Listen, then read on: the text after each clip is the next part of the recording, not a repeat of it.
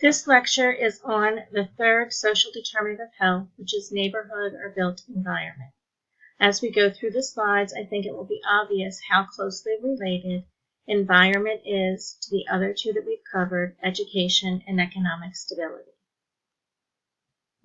So these are the major areas where people address certain items in built environments, and they're related to access to foods, and I've added exercise, which I'll talk about later, the amount of crime and violence in the environment, the environmental conditions surrounding the people who live there, and the quality of housing. So we're going to look at each one of those now. So built environments, access to food to support healthy eating patterns. Typically, in poorer neighborhoods, food access is limited. As we've discussed in earlier slideshows, there are typically fewer stores that sell healthy food options, fresh fruits and vegetables, for example, but there are more convenient type stores.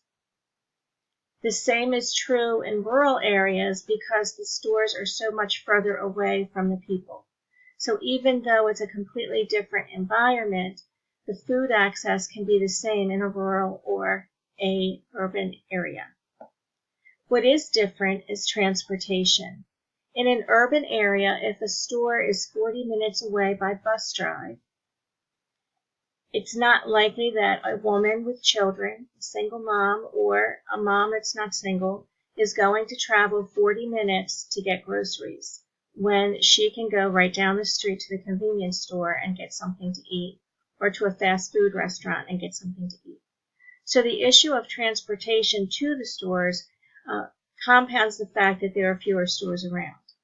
In the rural area, there is typically no access to mass transit, so the issue there is how many people actually have a car and can drive to the stores. So if a family has one car and the person who's working has that car, the person at home with children or the person at home, if it's a woman, does not have access, readily available access to the grocery stores because the transportation is lacking.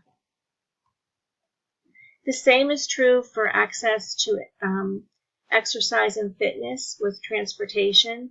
One is there are typically not a lot of exercise or recreation facilities within urban areas, and in rural areas, even though they may be there, they're far away. So the same issues for transportation with food exist with exercise and fitness. The one main difference here is that in urban areas, there may not be safe access to parks, recreation, and exercise. Because many cities have more crime and violence, oftentimes people do not go outside to walk, parks are not seen as safe, recreation and exercise facilities may be too far away, or the walk to and from may be too dangerous. So people often do not exercise routinely because of that lack of safe access to places to exercise.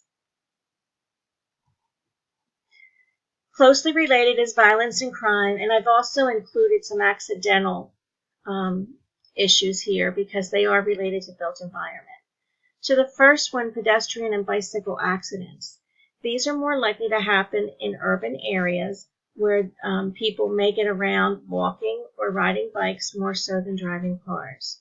So that is an issue facing women who might live in urban areas. Transportation in general, as we discussed on food and exercise, how available and accessible is the transportation to and from places? Crime rates in urban areas tend to be much higher than in other areas. A lot of the crime rate in urban areas tends to be drug-related. Accidental deaths, I've included suicide here. Suicide might be related to lack of support systems or lack of access to health care for someone who has a mental illness such as depression or anxiety. I included accidents here because I wanted to point out that the leading cause of accidental death has switched in the last year from motor vehicle accidents to opiate overdoses. And there are some studies that indicate that minority women are a relatively high incident group for using opiates. And finally, homicide is related to crime also. If there's higher rates of homicide, murders, whether it's related to other crime or drugs, it makes it not as safe for people to utilize their environment to their best ability. The next one is environmental issues, and typically we're talking about water and air pollution. So in urban areas, there tends to be more factories, so there tends to be more air pollution. There tends to be more traffic, so there's more air pollution. In rural or suburban areas, that occurs less often, so there's less exposure to air pollution. In the last several years, we've heard on the news about several cities who have contaminated water supplies and that the water there is not safe to drink. We also have chemicals and waste sites, chemical storage and contamination. So there may be open areas, but they may be waste sites for chemical storage, and they may be contaminated areas where people are not supposed to go. So beyond not being able to get to a large open space to exercise or have fun, just the extra exposure to that is greater in urban areas than in other areas. Another environmental issue that I have here that is not often discussed is community internet issues. And there's access to internet issues in both urban and rural communities. In urban communities, often the infrastructure of the buildings does not support a lot of wiring for internet. So a lot of cities have bought internet service for the entire city, and the entire city is under internet service. In rural areas, there are places where internet has not been accessed at all. So if you are in an area where there is not access to internet, you also lose access to lots of services, knowledge, and information that could help someone maintain a healthy lifestyle. And finally is the quality of housing. Healthy homes are better to live in. They're healthier. They're better for the people who live there than people who live in unhealthy homes.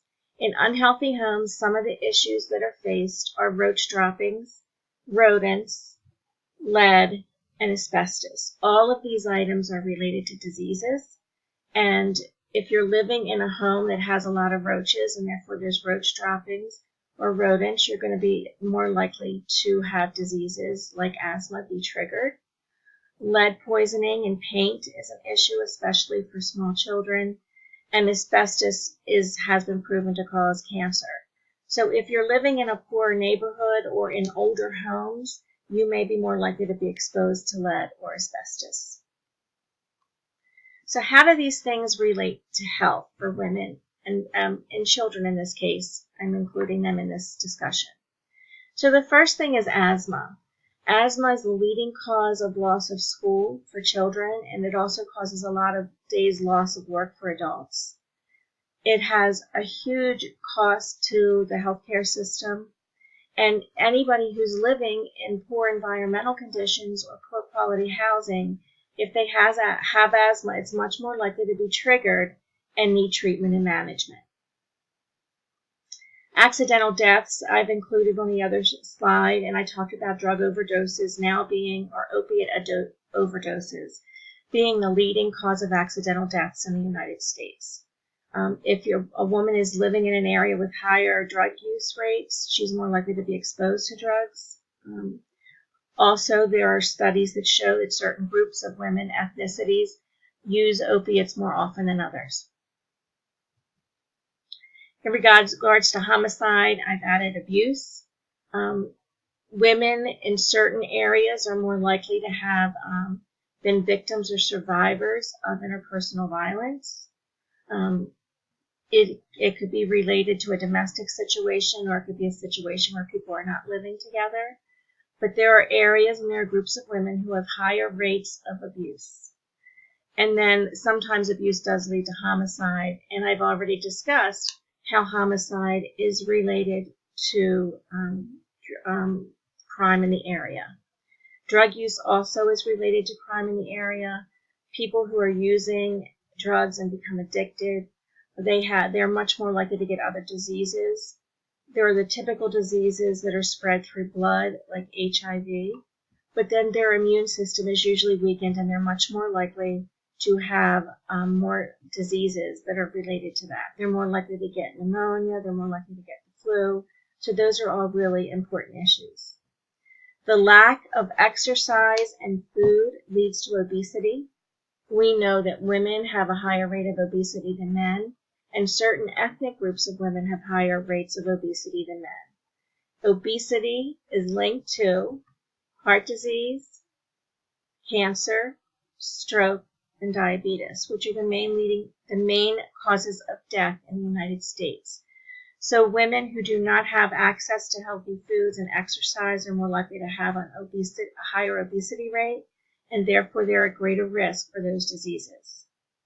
There are cancers that are related to pollution, the emotional trauma that is experienced living in a high crime area or witnessing homicide, being a survivor of abuse. All of those lead to emotional trauma, and one such condition that's been cited often in the literature is PTSD.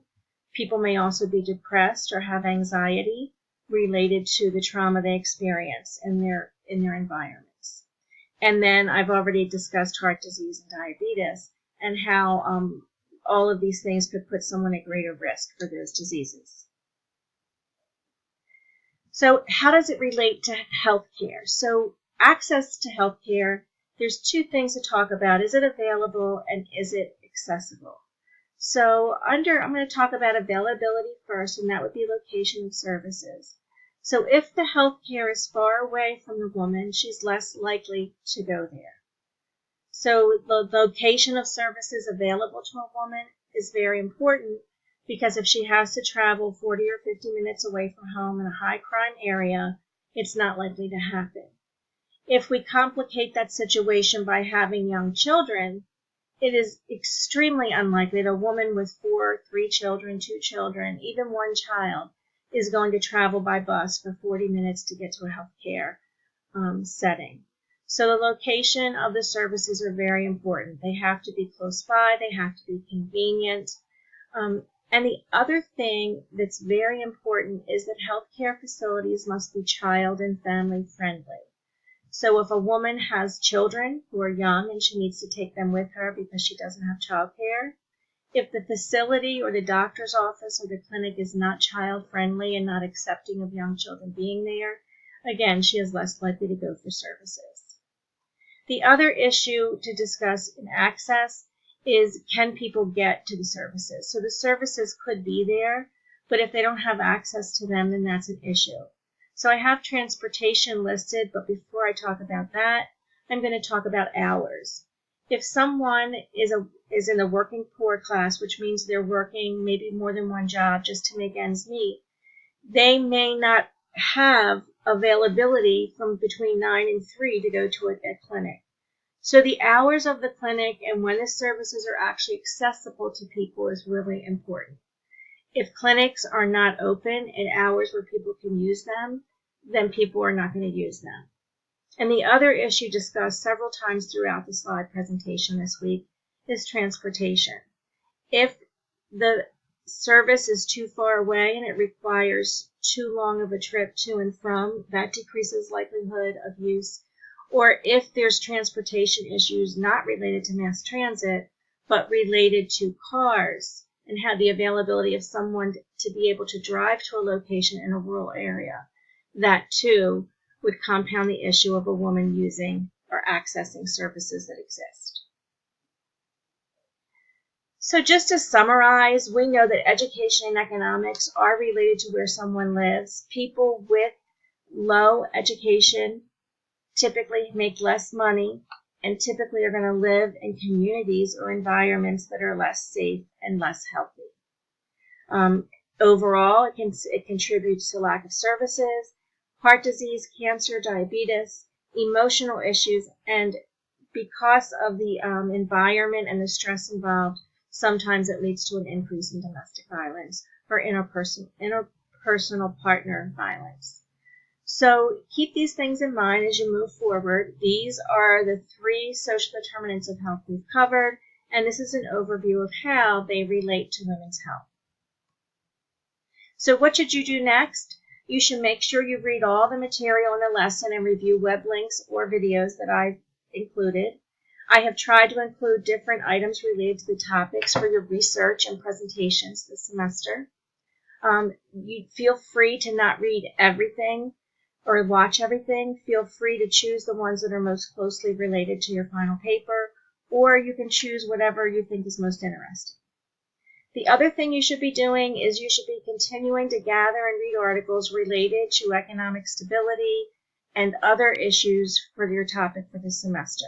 So far, we've covered education, economic stability, and environment. So the articles that you're gathering and reading should be related to those three items, not just economic stability. And finally, make sure you complete all of your assignments and turn them in as we progress and finish Unit 1, as we finish Unit 2, and get ready to move to Unit 3.